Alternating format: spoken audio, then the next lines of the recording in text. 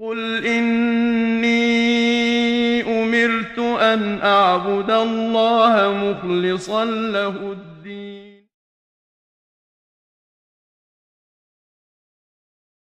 الحمد لله رب العالمين والعاقبة للمتقين ولا عدوان إلا على الظالمين، وأشهد أن لا إله إلا الله وحده لا شريك له، وأشهد أن محمدا عبده ورسوله.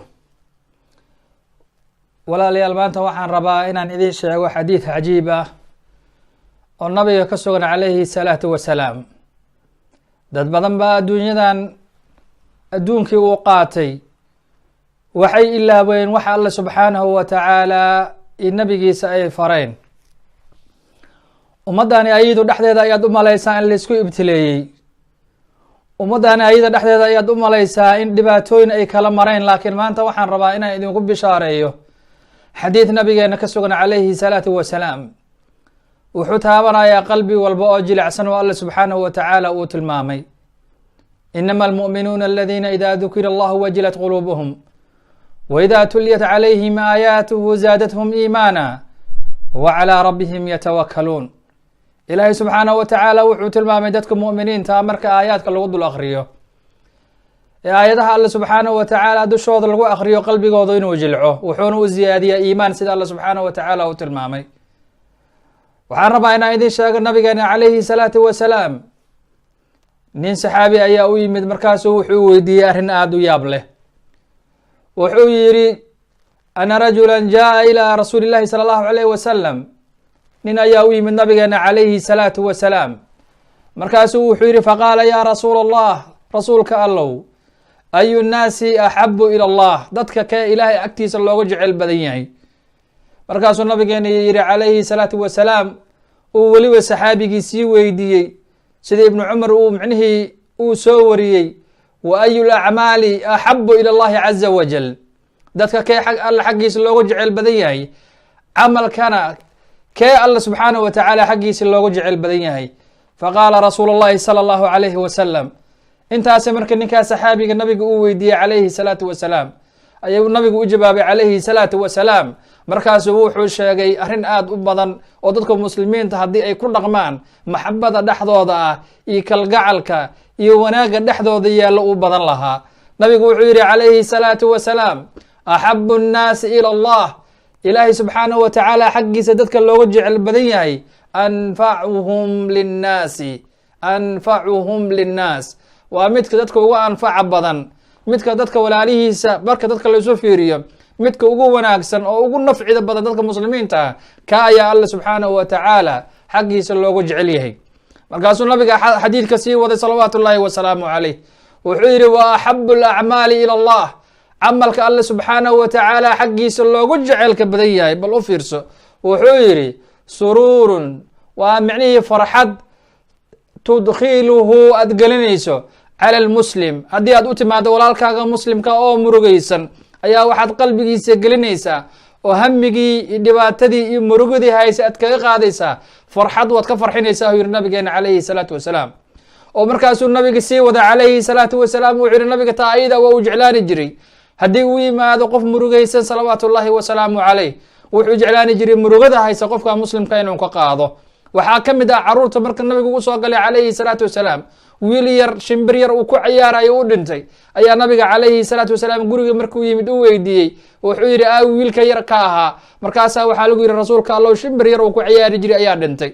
markaasuu intuu usoo galay uu rabaa inuu ka farxiyo, markaasu wuxuu ku yidhi yaa abaa cumayr maa facala nuqayru, nabigeena calayhi salaatu wasalaam. markaasuu wuxuu yidhi calayhi salaatu wasalaam, bal hadalkuu sii ziyaadiyey qeybtii saddexaad wuxuu yidhi ow takshifu, ama waxaad ka feedaysaa oo aad ka qaadaysaa qofka muslimka ah canhu kurbatan, kurbada haysay ayaad ka feedaysaa u yihi nabigeena calayhi salaatu wasalaam. markaasuu sii raaciyey salawaatu ullaahi wasalaamu calayh. wuxuu yidhi ow tadrudu, waxaad ka qaadaysaa canhu juucan, muslim gaajaysan ayaad u timid, waa uu dhibaataysan yahay, waxbaad siinaysaa si gaajadii haysay aad ugu qaado u yidhi nabigeena calayhi salaatu wasalaam.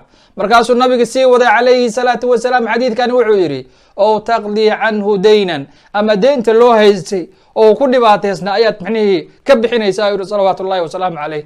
waad ka gudaysaa diinta, waad ka gudaysaa deynta haysatay, dhibaatada mucsarka uu ku ahaa ayaad ka qaadaysaa. leannu nabigeenu wuxuu yidhi calayhi salaatu wasalaam, nafsu lmu'min mucalliqun bidayniha. qofka mu'minka deentiisa, naftiisa deenta loo haysta ayay meel ugu xiran tahay maalinka qiyaamaha. saasuu yidhi nabigeena calayhi salaatu wasalaam. waxaa la yaable marka xadiidkan markuu nabiga micnihii uu sii waday, uu sii sheegay, uu saxaabiga uu sii sharxayo, wuxuu yidhi in micnihii aad u dhaqaaqdo walaalka, micnihii aad aado walaalkaaga xaaje uu leeyahay, maca akhiika fi lxaajatin, xaaje walaalkaaga uu leeyahay inaad u dhaqaaqdo aad aado, axabu ilaya ayaa micnihii laygaga jecel badanya uu yidhi an actakifa inaan micnihii ku ictikaafo, aan ku sugnaado yani fi hada lmasjid, yani masjid madiina shahran, inuu nabiga un ku ictikaafo masjidkiisa madiina ayaa wuxuu ka fadilay in qof walaalkiisa uu raaco arrimaha uu lahaa uu la soo dhamay salawaatu ullahi wasalaamu calayh. wuxuu yidhi nabigeena calayhi salaatu wasalaam, waman kafa qofkii ka joogsada, waman kafa qadabahu carada haysatay qofka micnihii markuu carooro caradiisa qofkii ka joogsada oo caradiisa micnihii qarsada, satarahu allahu cawratah, ilaahay subxaanahu wa tacaala cawradiisa ayuu asturaa. saasuu yidhi nabigeena calayhi salaatu wasalaam. markaad caraysan tahay ama ha naqato xaaska ku carow ama ku carow dadka muslimiinta ah, leannu nabigeena wuxuu tilmaamay calayhi salaatu wasalaam arrin cajiib ayuu tilmaamay. wuxuu yidhi nabigeena calayhi salaatu wasalaam, qofka muslimka ah oo mu'minka ah, qofka muslimka ah ama mu'minka ah oo walaalkii ku dhex joogo oo micnihii walaalihii ku dhex sugan oo dhibaatadooda ku sabraaya ayaa ka wanaagsan kuwa micnihii aan ku sabraynin oo aan dhexgalaynin dadka muslimiinta ama walaalahooda aan dhexgalaynin. waxaa ka wanaagsan uu yidhi midka walaalihiis ku dhex jira kuna sabraaya dhibaatada ay u geysanayaan. xadiidka isaga waa xadiid saxa naftiisu. marka wuxuu yidhi nabigeena calayhi salaatu wasalaam, wuxuu tilmaamay marka waman kafa qadabahu qofka caradiisa ka joogsada, satarahu allahu cawratah, ilaahay subxaanahu wa tacaala yani ceebtiisa ayuu asturaahu yidhi. waman katama kaydahu qofka micnihii caradiisa qarsada, caradiisa qofka micnihii qarsada, alkayd carada layidhahdo ilahi subxana wa tacala uu tilmaamay, waalkaadimiina alkayd walcaafiina can innaas. ninka caradiisa qarsada walow shaa isagooba awood micnihii uleh oo samayn karaaya an yumdiyahu amdaahu, qofka carada haysata markuu caroodo awoodna weliba uu leeyahay waxa isaga inuu micnihii uu qarsado ama uu ka arguto samayn karaayo. haddii ilaahay subxaanahu wa tacaala dartiisa ugu dhaafo, mala'ahu llahu qalbahu, ilaahay qalbigiisa wuxuu ka buuxinayaa yowma alqiyaamati ridan, rida alla subxaanahu wa tacaala ayuu qalbigiisa ka buuxinaya. haddaba carada markaad caraysan tahay adoo awoodi karaayo qofkan inaad micnihii ka argudan karayso ayaa waxaa loo baahan yahay ilaahay subxaanahu wa tacaala in dartiisa aad uga tagto. qofka isaga ah nabigeena wuxuu yidhi calayhi salaatu wasalaam, qalbigiisa ayuu alla wuxuu ka buuxinayaa ridada alla subxaanahu wa tacaala. mala'a allahu, ilaahay subxaanahu wa tacaala qalbahu yowma alqiyaama rida, maalinka qiyaamaha ayaa alla subxaanahu wa tacaala qalbigaaga raalla ahaashi uu ka buuxinaya. waman mashaa maca akhiihi fi xaajatin, mar labaad uu soo celiyey nabigeena calayhi salaatu wasalaam. waman qofka mashaa u socda, mantaas waa min alfaadi lcumuum, ama gabdha dumar ha naqdeen ama rag ha naqdeen, waxay doonaanba ha ahaadeene. waman qofka mashaa socda maca akhiihi fi xaajatin, qofka walaalkiisa arrin uu leeyahay micnihii u dhaqaaqa oo u samaynaya, xataa yuthabataha ilaa uu ka sugo, xataa yuthabitaha ilaa uu ka sugo arrintaas ayada ah, ilaa uu la soo dhameeyo arrintaas ayada ah, athbata allahu qadamayhi yowma tazuulu laqdaamu yiri nabigeena calayhi salaatu wasalaam. maalinta dadka lugahoodu ay micnihii zilzilanayaan oo dhibaatooyinka ay ku dhacayaan oo qof waliba uu dhibaatoon doono oo alla subxaanahu wa tacaala sugi doonaa qofkaas muslimka ah. saasuu yidhi nabigeena calayhi salaatu wasalaam. bal u fiirsa xadiidkaas keliya inta fawaa'id uu ku jirto caawinta iyo micnihii dadka muslimiinta xaajadooda iyo kurbada haysata iyo deenta laga gudo, intaas ayay leedahay. walidalika alla subxaanahu wa tacaala qur'aanku wuxuu ku yidhi, watacaawanuu cala albiri wataqwa walaa tacaawanuu cala alithmi waalcudwaan. wanaagga iyo khayrka isu kaalmaysta, laakiin sharta iyo dhibaatada qofka muslimka ah waxaa la rabaa inaysan micnihii isku caawin ayaa alla subxaanahu wa tacaala uu ku tilmaamay. saa darteedu nabigeena uu yidhi calayhi salaatu wasalaam, ilaahay subxaanahu wa tacaala addoonka waa uu caawinaya inta qofka muslimka ah walaalkiisa uu caawinayo. waxaan micnihii jeclaaday intaas keliya xadiidkaas inaan idiin soo gudbiyo. xadiidka isaga aan soo tilmaanay waa xadiid saxiix ah, ibnu cumar naftiisa ayaa werinaya. sheekh albani raxmatullahi calayhi معنيه